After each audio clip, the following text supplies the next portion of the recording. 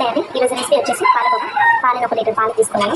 ముందుగా కడాయిలో బాగా లీటర్ పాలు తీసుకొని పెట్టుకోవాలి. గోరువెచ్చగా సిమ్లో పెట్టుకోవాలండి. బాగా కలుపుకోవాలి.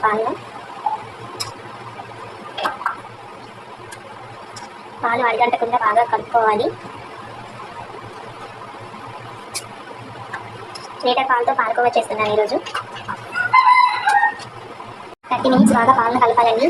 పాలు దగ్గరికి అయ్యే వరకు బాగా కలుపుతూ ఉండాలి. మనకి ఒక అరగంట పడుతుంది ఈ మిశ్రమం దగ్గర పడడానికి. ఇదిగోండి పాలు మరగడం స్టార్ట్ అయ్యాయి.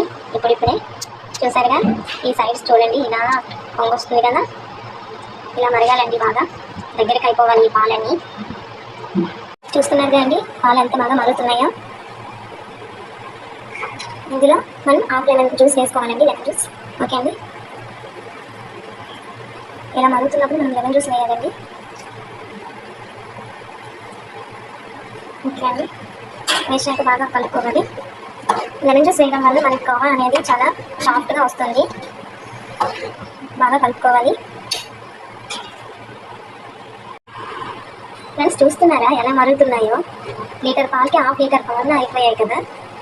ఇలా బాగా మరగాలండి. పాలన్నీ విరిగిపోయి దగ్గరికి అయిపోవాలి క్రీమీలా. చూస్తున్నారు కదండి, నేను చాలా ఎక్కువసేపు కలుపుతూనే ఉన్నాను. ఇలా కలుపుతూ ఉంటేనే కోవా బాగుంటుంది. ఫ్రెండ్స్, ఏ ఆవు పాలు కానీ బాగా మరిగిపోతున్నాయి కదండి. చూస్తున్నారుగా పాలు దగ్గరికి బాగా క్రీమ్లా మరిగిపోయాయి. చూడండి, ఇలా క్రీమ్లా మరిగిన పాల్లో మనం షుగర్ యాడ్ చేసుకోవాలి. నేనైతే ఈ కప్తో 2 కప్స్ షుగర్ యాడ్ చేస్తున్నానండి. ఇవ్వండి,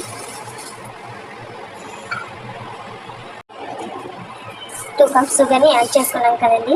ఇప్పుడు బాగా కలుపుకోవాలి. పాలు బాగా చిక్కబడ్డాయి కదండి. ఇప్పుడు చాలా బాగా కలుపుకోవాలి. షుగర్ సిరప్ మొత్తం కరిగే వరకు కలుపుకోవాలండి.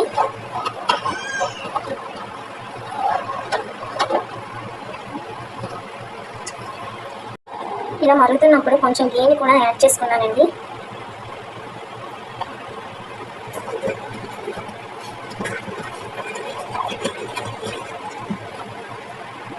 చూస్తున్నారు కదండి, షుగర్ సిరప్ కలుగుతుంది. చూస్తున్నారు కదండి, మనకి షుగర్ కూడా బాగా కరిగిపోయింది. కలర్ కూడా చేంజ్ అయిపోయింది కదండి. చూసారా కోవా ఎలా రెడీ అవుతుందో? ఇప్పుడు ఈ ప్రొసీజర్ మొత్తం కొంచెం లాంగ్ అవుతుంది, మీరు ఇబ్బంది పడద్దు.